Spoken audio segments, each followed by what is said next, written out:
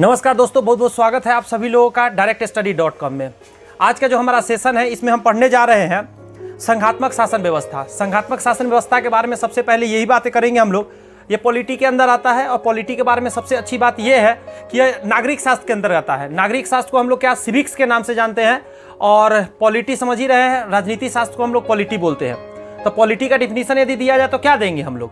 तो पॉलिटी का डिफिनीशन यही देते हैं कि राजनीति शास्त्र नागरिक शास्त्र का एक ऐसा भाग है, राजनीति शास्त्र नागरिक शास्त्र का एक ऐसा भाग है जिसके अंतर्गत हम लोग राजनीति में होने वाले सारी क्रियाकलापों के बारे में हम अच्छे से अध्ययन करते हैं। यही ना होगा जी?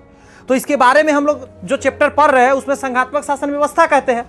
तो संघात्मक शासन व्यवस्था का तरीका क्या मतलब बताया कि संघात्मक शासन व्यवस्था एक ऐसी शासन व्यवस्था है जिसके अंतर्गत कि जो सरकारें होती है, जो देश चल रही होती है, वो केंद्र सरकार के द्वारा भी चल रही होती है और स्थानीय सरकार के द्वारा भी चल रही होती है, यानी राज्य सरकार के द्वारा और फिर राज्य सरकार के नीचे स्तर पर भी चल रही होती है, जिसमें मुखिया जी वगैरह भी आ जाते हैं। आपको पता है मुखिया जी एक गांव को चला रहे होते हैं भाई। सोच के देखो, छोटे स्तर पर, ऐसा नहीं एक ही गांव, मतलब 2-3 गांव पंचायत बोला जाता है उसको, 2-3 गांव मिलाकर भी पंचायत होता है।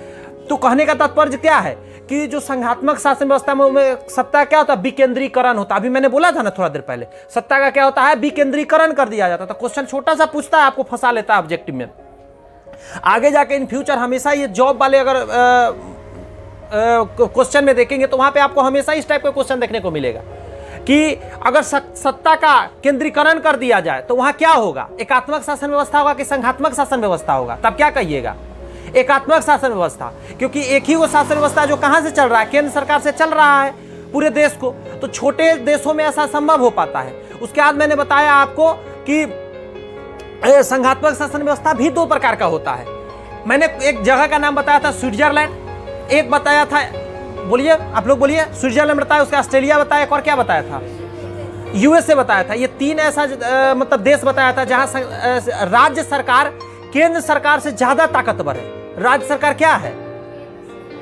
केंद्र से ज्यादा ताकतवर है। इसका मतलब समझ रहे हैं, है तो राज्य का भी सरकार, लेकिन केंद्र से ज्यादा बात किसका माना जा रहा है? यानी आपके पास मान ले ऐसा कहिए कि 2 आईडी कार्ड वहां बनता है, एक केंद्र सरकार वाला, एक राज्य सरकार वाला।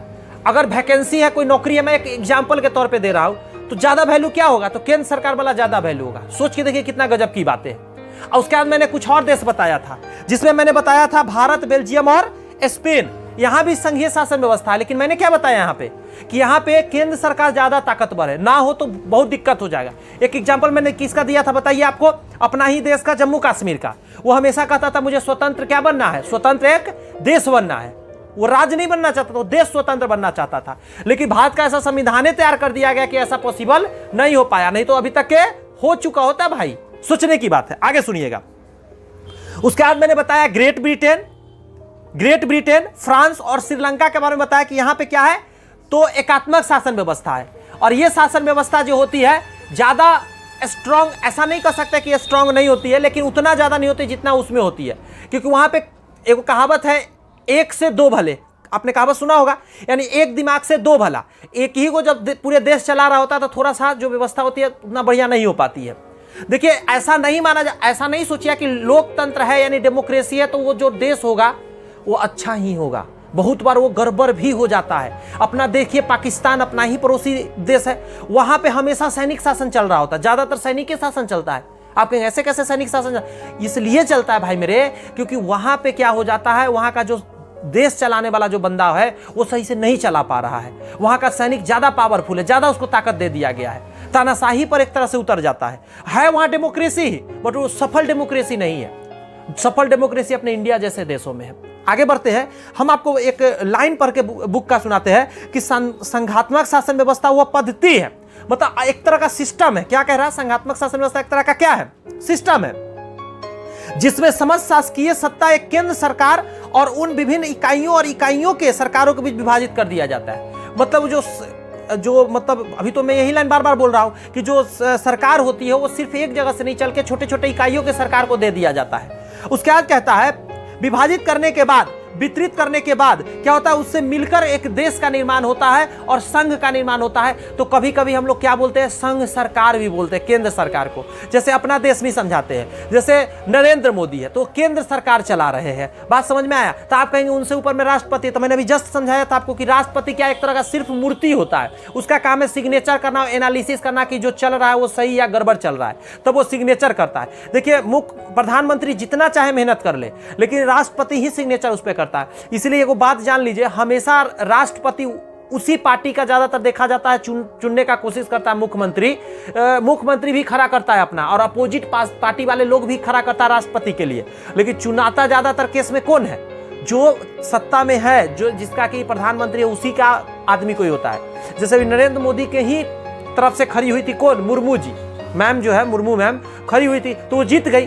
तो ये बेनिफिट होता है क्योंकि इसके पास ज्यादा क्या होता है, ऐसे भी तो मुख्य प्रधानमंत्री क्यों बना है? क्योंकि उसके पास सत्ता ज्यादा है, उसके पास वोटिंग ज्यादा मिला, उसके पास एमएलए एमपी ज्यादा है। बात समझ में आया? इसी वजह से मुर्मू जी भी जीत जाती है। आगे बढ़ते हैं। कहता है संघात्मक शासन व्यवस्था की क्या विशेषता, what is the properties of संघात्मक शासन व्यवस्था। तो मेरी बात गौर से सुनिएगा। पहला है दोहरी सरकार। दोहरी सरकार क्या होता है? तो एक केंद्र में सरकार चल रहा होता है जिसको संघ सरकार भी बोलते हैं, केंद्र सरकार भी बोलते हैं। और बोलिए, आप लोग बोलते क्या है? नहीं, आप लोग के मुंह में आवाज नहीं है क्या? आप लोग को बोलना है। आप क्लास में आप जीवित है तो आपको बोलना पड़ेगा, नहीं तो आप मरे हुए रहिए। तो मर जाएंगे तो फिर तो गड़बड़ हो जाएगा ना। तो प्लीज बोला कीजिए। दोहरी सरकार का मतलब एक केंद्र सरकार होता है और एक, अरे केंद्र सरकार को ही संघ सरकार बोलते हैं। एक केंद्र सरकार, संघ सरकार, एक राज्य सरकार होता है। एक राज्य सरकार होता है। अपने मेमोरी को फास्ट कीजिए कि बातों को लोड कर सके। अभी ही बताते, अभी आपका दिमाग से स्पिल कर जाता है। तो मैंने बताया दोहरी सरकार, तो इसमें साफ साफ बुक में भी लिखा हुआ है। देखिए मैं पढ़ के सुनाता हूं। संघीय शासन व्यवस्था में दो प्रकार की सरकारें कार्यशील रहती है, एक केंद्र की और दूसरी इकाइयों की, जिसे भारत में राज्य सरकार के नाम से पुकारा जाता है। दूसरा सुनिएगा, अपना अपना अधिकार क्षेत्र, मतलब जितने लोग हैं उसके अपने अधिकार क्षेत्र दिए गए हैं।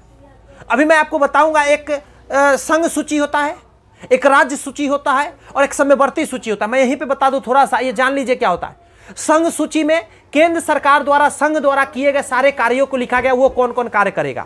उसमें राज्य सरकार जाके नहीं कहेगा मैं करूंगा मैं करूंगा मैं करूंगा, ऐसा नहीं बोल सकता। केंद्र का है तो केंद्र ही कर रहा है। दूसरी बात करें तो एक राज्य सरकार का होता है राज्य सूची, उसमें राज्य क्या क्या काम करेगा उसमें लिखा गया है। और एक समयवर्ती सूची है, जो केंद्र सरकार और राज्य सरकार दोनों मिलकर क्या काम करेगा वो लिखा गया है। बात समझ में आ रही है? बोलिए, समझ में आ रही है बात? अब सुनिए, अब आपके मन में आएगा कि जैसे केंद्र सरकार वाला में राज्य सरकार जाके कुछ नहीं बोले था, क्या राज्य सरकार वाला में केंद्र आके कुछ हस्तक्षेप कर सकता है? तो नहीं कर सकता, लेकिन कर सकता है। तो यही कौन सी बात हुई? मतलब केंद्र सरकार एक तरह से कहिए दादाजी है और राज्य सरकार है पिताजी। तो पिताजी दादाजी के बातों में बोलना बहुत मुश्किल है, कभी बोल दे तो मुश्किल से सुन भी ले, नहीं तो बोलना तो मुश्किल है। लेकिन दादाजी का भाई थोड़ा बहुत तो हक है, ये है कि बेटा के बातों में बोल सके। बात समझ में आ रही है? बस अपना रिलेशन जो यही हाल है। केंद्र सरकार द्वारा जो काम है वो केंद्र सरकार करता है, लेकिन अगर वहां सही नहीं हो रहा है, अगर उनको शिकायत मिलता है तो वो केंद्र सरकार को थोड़ा फटकार भी लगा सकते हैं या कह सकते हैं कि आपका ये काम थोड़ा अच्छे से किया जाए। केंद्र सरकार उनकी बात सुनेगी कि नहीं, आप बताओ। अगर केंद्र सरकार राज्य सरकार सुनेगी कि नहीं केंद्र सरकार की बात? सुनेगी। अब क्यों से बताता हूं।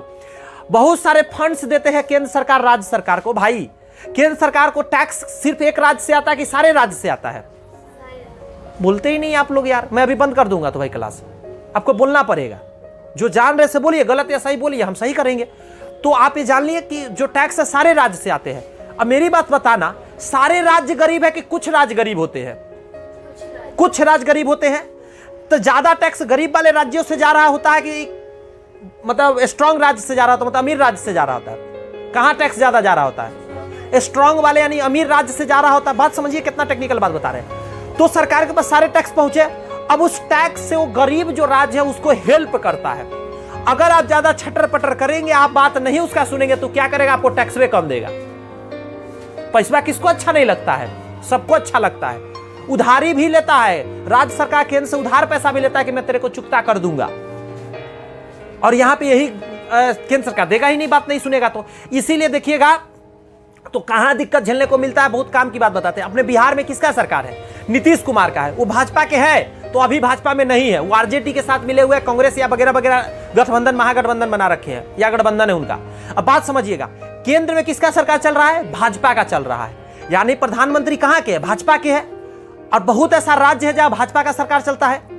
अब जैसे ही, गौर से सुनिएगा, अभी हंसिएगा आप, अब जैसे ही बिहार वाला कोई बात कहेगा ना, तो उसको ऐसा महसूस होता है कि भाजपा सरकार ज्यादा बात मेरा नहीं सुनेगा, भाजपा सरकार नहीं सुनेगा। तो हमेशा देखिएगा, जिस राज्य में केंद्र वाली सरकार नहीं होती है वो हमेशा शिकायत करेगा कि मेरा बात कम सुना जाता है और उस राज्य को ज्यादा टैक्स। और सीधी बात है, एगो देसी भाषा में मैं आपको समझा देता हूं, और ये कहीं ना कहीं देखने को भी मिलता है।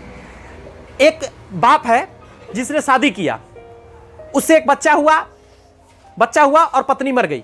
दोबारा वो शादी किया, फिर बच्चा हुआ, ये पत्नी अभी जिंदा है। अब मेरी बात सुनिएगा, बच्चे दोनों से आए हैं।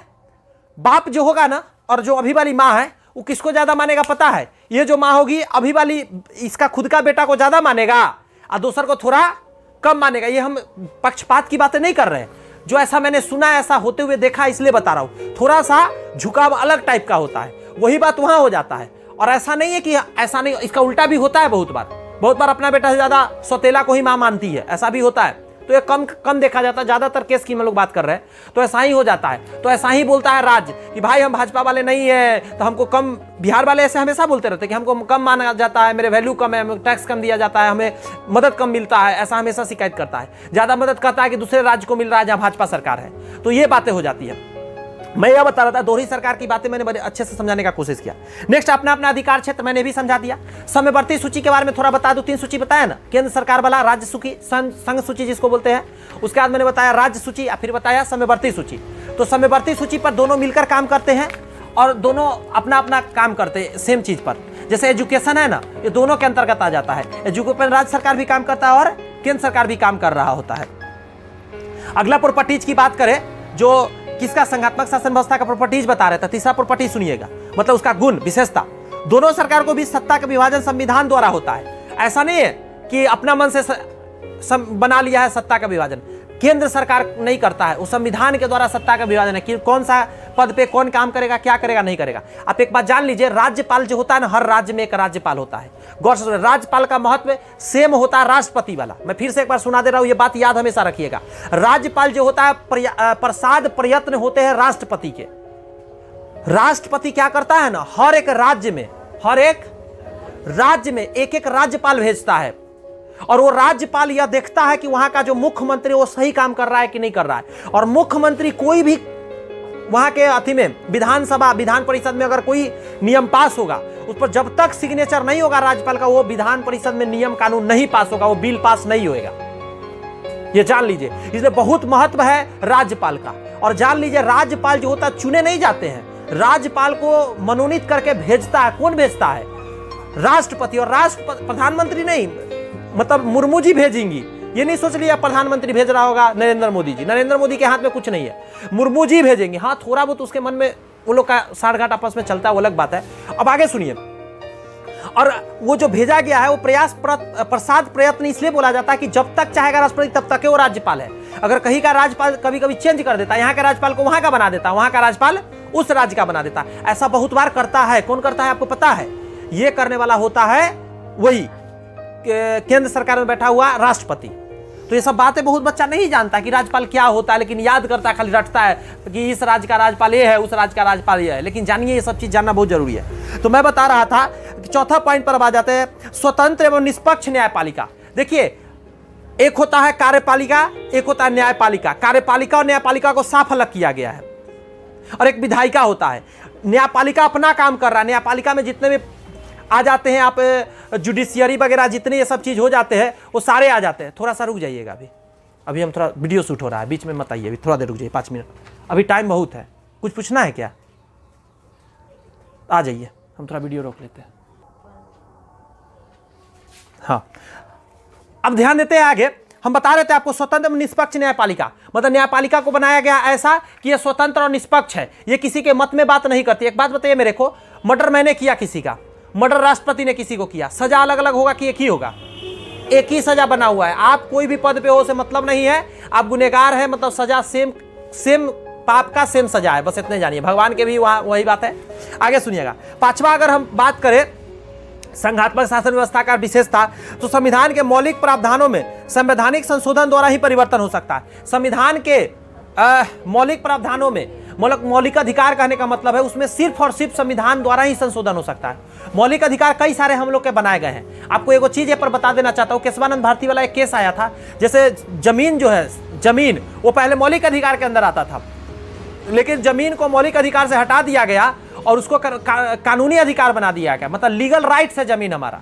जमीन ना अब ऐसा नहीं कर सकते, सरकार को जरूरत होगा जमीन का, आपको आकर बोलेगा भाई ये जमीन मेरे को चाहिए, सड़क बनाना है, तो आप लड़ नहीं सकते, सरकार को केस नहीं कर सकते, सरकार आपको उसका पैसा मुआवजा देगा, पैसा दे देगा। अब आप अलग जाइए, आपको जमीन चाहिए तो सरकार हो सके जमीन भी मुहैया अलग करा देगा, अगर ज्यादा आप छटपटाएंगे तो, अरे तो पैसा आपको दे देगा। लेकिन आप ये नहीं कर सकते ये जमीन मेरा है, हम मौलिक अधिकार नहीं दे सकते। हाँ, सरकार कहेगी मैं आपको जान मारने आया हूं, तो आप वहां पे केस कर सकते हैं और डायरेक्ट उसमें सुप्रीम कोर्ट जा सकते हैं। 32 नंबर जो अनुच्छेद है संविधान का, उसमें साफ साफ लिखा गया है। बाबा भीमराव अम्बेडकर साहब क्या कहते थे, अभी जस्ट कल जयंती मना है, बाबा भीमराव अम्बेडकर कहते थे कि जो संविधान का सबसे बड़ा जो ताकत है ना जनता के लिए, वो 32 नंबर आर्टिकल है, अनुच्छेद 32 है, क्योंकि उसमें साफ साफ कहा गया है कि जो आपके जैसे मौलिक अधिकार का उल्लंघन होता है तो आप डायरेक्ट जा सकते हैं सुप्रीम कोर्ट। हाई कोर्ट की बात नहीं है, सुप्रीम कोर्ट जा सकते हैं आप, डायरेक्ट दिल्ली पहुंच सकते हैं। यह बहुत बड़ी बात है। ऐसे कोई भी केस होगा ना तो पहले आपको जाना होगा डिस्ट्रिक्ट कोर्ट, हो सके उसके बाद आप जाएंगे जैसे थोड़ा ऊंचा लेवल के कोर्ट पे जाएंगे, उसके बाद उससे भी ऊंचा लेवल के कोर्ट पे, तब हाई कोर्ट पे आप, हाई कोर्ट फिर सुप्रीम कोर्ट आप पहुंचेंगे। बट यहां ऐसा नहीं है। मौलिक अधिकार को कहा आत्मा कहा जाता है, प्राण कहा जाता है, ये जान लीजिए, इंसान के लिए सबसे अच्छा में माना जाता है। संविधान के मौलिक प्रावधानों में संविधान संशोधन द्वारा ही चेंज हो सकता है, यानी कि संवैधानिक प्रोसेस से ही चेंज हो सकता है, कोई हम और आप अपना मन से नहीं कर सकते, या सरकार के सत्ता में बैठा हुआ लोग नहीं कर सकता। अगला टॉपिक सुन लीजिए जल्दी से ना, संविधान की सर्वोच्चता, संविधान को सबसे ऊपर बनाया गया है, कोई व्यक्ति विशेष नहीं है, कोई पद विशेष नहीं है, सबसे ऊपर, राष्ट्रपति से भी ऊपर है संविधान। राष्ट्रपति is the first person of the country, राष्ट्रपति सबसे ऊंचा पद है। राष्ट्रपति को पता है किसी का फांसी भी माफ करने का अधिकार होता है, किसी का मौत का सजा को भी माफ करवा सकता है, उससे कोई सवाल नहीं करेगा, वो चाहेगा मना कर देगा, ये नहीं कि क्यों आपने माफ कर दिया, कोई नहीं पूछेगा। हाँ, जनता पूछना चालू कर देगा, जनता तो भाई किसी पर आवाज उठा सकता है, आपने क्यों मना किया। अगर मान ले कोई टेररिस्ट है, मान ले रिलेशन में लगता है और राष्ट्रपति कहेगा कि इसको माफ कर देते हैं, तो जनता छोड़ेगा, उसको पद से हटवा देगा, महाभियोग लगवा देगा उस पर। ये जान लीजिए, जनता बहुत पावरफुल है, किसी को भी कहीं से पद से हटवा सकता है। लेकिन ऐसा हुआ नहीं आज तक, माफी उफी तो मैंने सुना नहीं आज तक, पढ़ा भी नहीं कहीं पे। आगे सुनो, वित्तीय स्वाधीनता। वित्तीय स्वाधीनता का मतलब होता है संघीय शासन व्यवस्था में दोनों स्तरों की सरकार को वित्तीय स्वाधीनता प्राप्त है। केंद्र सरकार और इकाइयों की सरकारों के लिए आय के अलग अलग स्रोत निश्चित कर दिया गया है। ऐसा नहीं कि एक ही जगह से पैसा आ रहा है, दोनों को बांट दिया जा रहा है।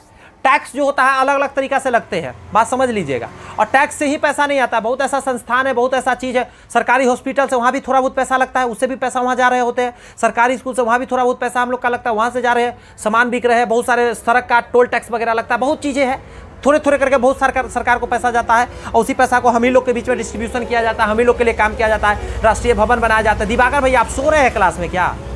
हम देख रहे हैं तकनीक से आप पूरा मसुआए हुए, आप काम करते हैं, अच्छी बात है। हम लोग गरीब घर से तो हम लोग काम करते हैं, लेकिन क्लास में अपने आप को इस चीज़ को दूर करके आना है। रातों को सोया कीजिए, थोड़ा सा रात को जिसको नींद सही से नहीं आता वो थोड़ा नहा कर सोया करो, शरीर थोड़ा रिलैक्स होता है, आपके शरीर के जितने भी सेल्स होते हैं वो पोर्स होते हैं, खुल जाते हैं और आपको नींद थोड़ी ज़्यादा बढ़िया आएगा। बहुत लोग का नींद ना आता है लेट तक, तो उसको नहा के सोना चाहिए, ज़्यादा अच्छा रहता है। क्षेत्रीय विविधताओं का सम्मान, जो अलग अलग क्षेत्र का विविधता है, जैसे आजकल देख रहे हैं, मैं मनीष कश्यप पे बातें कर लेता हूँ थोड़ा सा फिर से।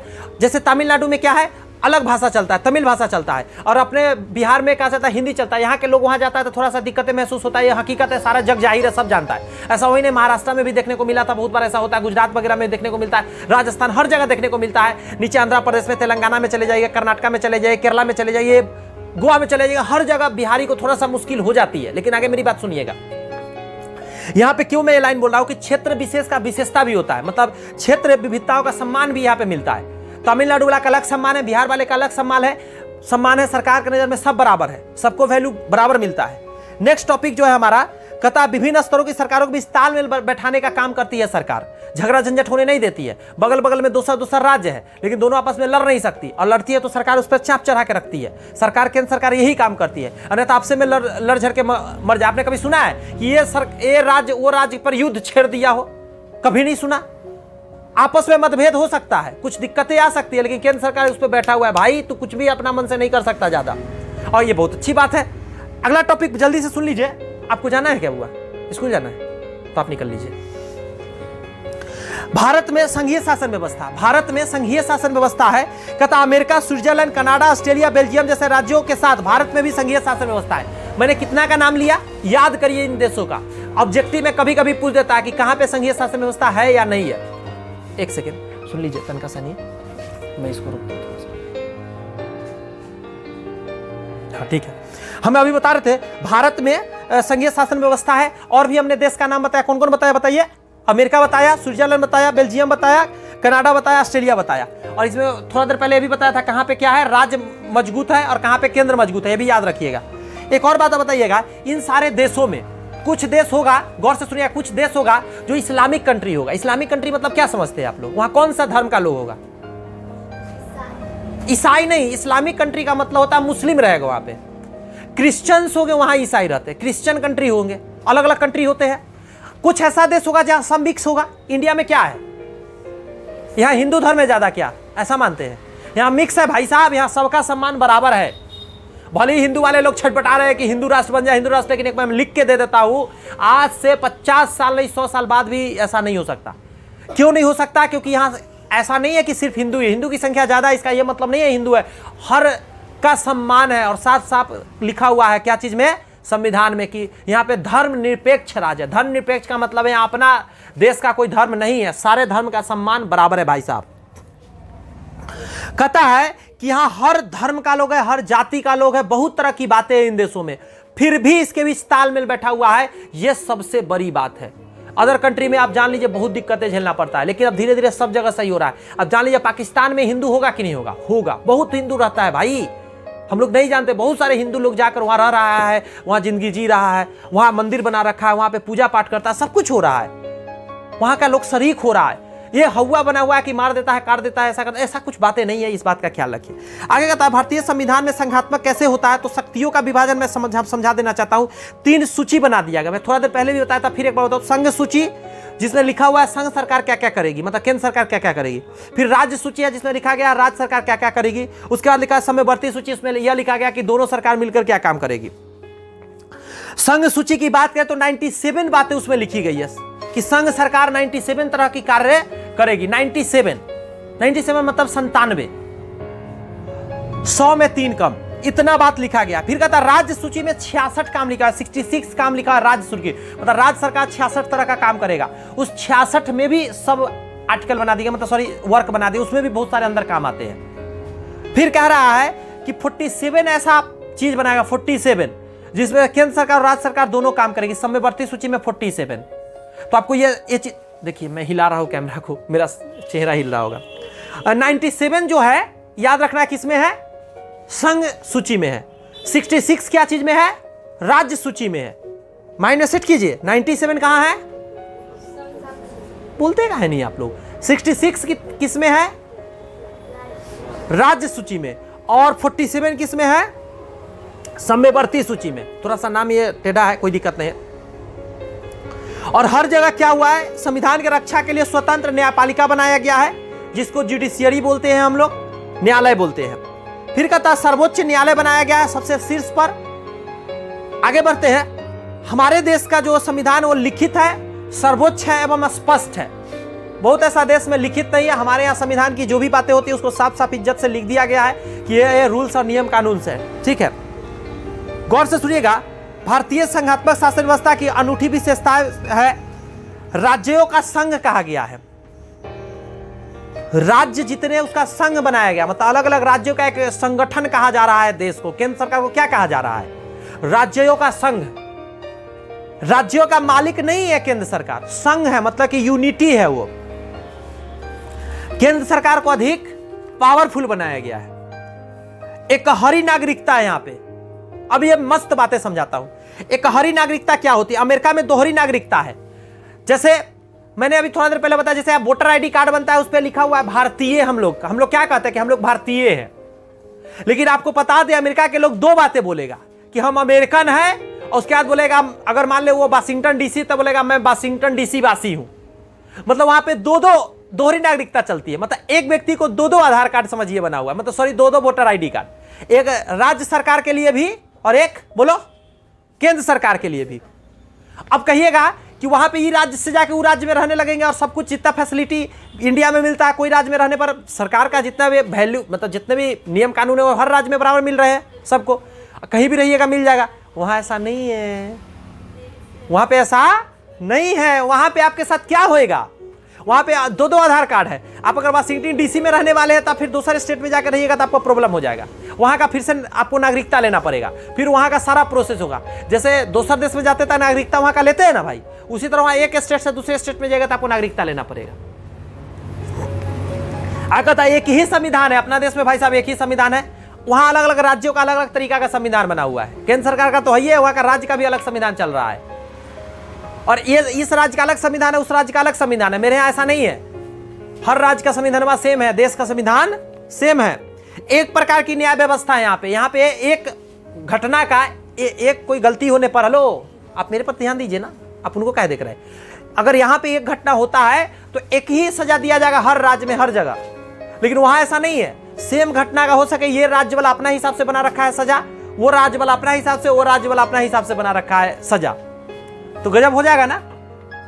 राज्यपाल की राष्ट्रपति द्वारा नियुक्ति, यहाँ पे राज्यपाल राष्ट्रपति भेजता है। देखो आइएगा नए लाइन, मैं कई बार बोला ना ओखनी से, देखो यहाँ पे भी बोल रहा है राज्यपाल की नियुक्ति कौन करता है, राष्ट्रपति भेज रहा होता है। कुछ बातें बता देना चाहता हूं, सुरक्षा, विदेशी मामले, मुद्रा, बैंकिंग, संचार, आयकर, रेलवे आदि केंद्र सरकार को सौंप दिया गया है। फिर से मैं बोल रहा हूं, नाम याद कर लीजिए, ऑब्जेक्टिव में पूछे जाते हैं, बार बार गलती करते हैं स्टूडेंट। सुरक्षा मतलब डिफेंस, सुरक्षा करने का जिम्मेदारी किसका है, केंद्र सरकार का है। राज्य सरकार को भी दिया गया लेकिन मेनली केंद्र सरकार का बनाया गया है। विदेशी मामले मतलब फॉरेन से कोई रिलेटेड वर्क होगा तो किसको कौन करेगा, केंद्र सरकार इस पे बातें करेगा। मनी से रिलेटेड, पैसा से रिलेटेड केंद्र सरकार का।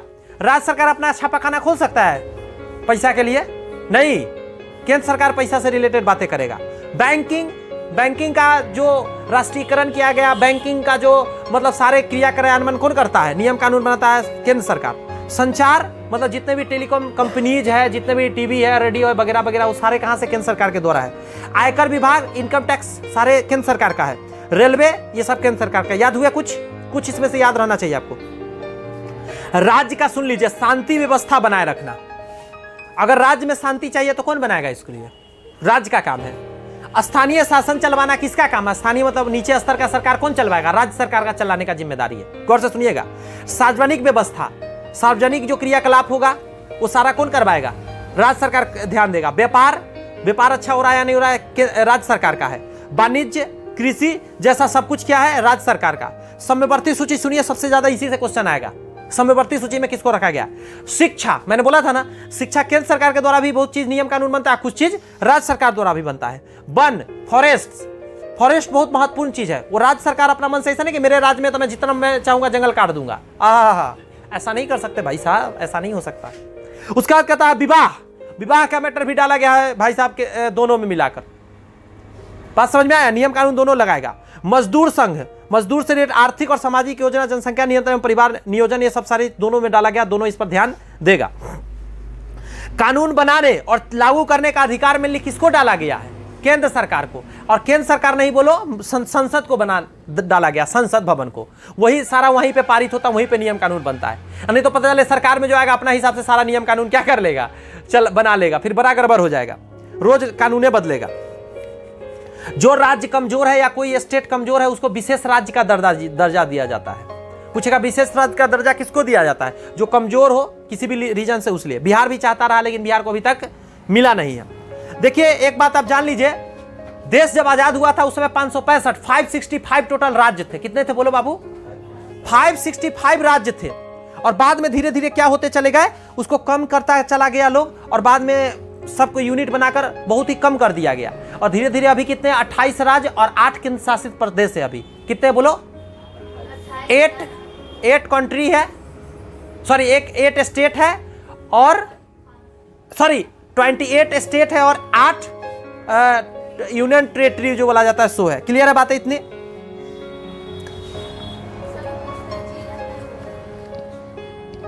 तो आप जानिए अब हम लोग यहाँ पे क्या करते हैं, इस टॉपिक को अब यहाँ स्थगित करते हैं। नेक्स्ट क्लास में आगे की बातें करेंगे। आप लोग जरूर फीडबैक मुझे दीजिएगा कमेंट्स में कि कैसा लगा ये। देखिए ये जो लेक्चर क्लासेस है आपको SST के मिलते रहेंगे, कहने का मतलब आपको ज्योग्राफी के लेक्चर क्लासेस मिल जाएंगे, और क्लास 10 का मेनली अभी मिल रहा है आपको अभी पॉलिटी का था, इसके बाद आपको ज्योग्राफी को भी देखने को मिलेगा, हिस्ट्री को भी देखने को मिलेगा, इकोनॉमिक्स को भी देखने को मिलेगा। विश्वास कीजिए ये जो लेक्चर क्लासेज है ये क्लास 10th के बुक से है, NCERT से है, और भी एक्स्ट्रा बुक को मैं इसमें कवर करके चलूंगा। और विश्वास करें ये आपको हर एक एग्जाम्स के लिए बहुत ही इंपॉर्टेंट होंगे, और इसी लेक्चर क्लास में बीच बीच में क्वेश्चन भी आते रहेंगे। जी हाँ, जैसे मैं पढ़ाया ये चैप्टर खत्म होने वाला होगा तो इससे रिलेटेड जितने ऑब्जेक्टिव बन सकते हैं, ढेर सारा ऑब्जेक्टिव का भी हम लोग प्रैक्टिस करेंगे। यानी चैप्टर खत्म होगा तो एक वीडियो आएगा जिसमें सिर्फ ऑब्जेक्टिव हम लोग रिवाइज करेंगे। तो बने रहिए चैनल पे, कोशिश कर रहा हूं वो सारे चीज आपके सामने लाकर रख दूं साधारण सिंपल भाषा में, जो कहीं ना कहीं आपके लिए बहुत महत्वपूर्ण है। बच्चे लेकर किताब दिन भर बैठ के पढ़ते रहते हैं, वैसा झंझट में आपका खत्म करने वाला हूं। सिर्फ कुछ मिनट में वीडियो देखिए और वो सारे किताब का चैप्टर आपके पास होंगे। मिलते हैं नेक्स्ट वीडियो में, तब तक के लिए all the best, thank you, bye bye.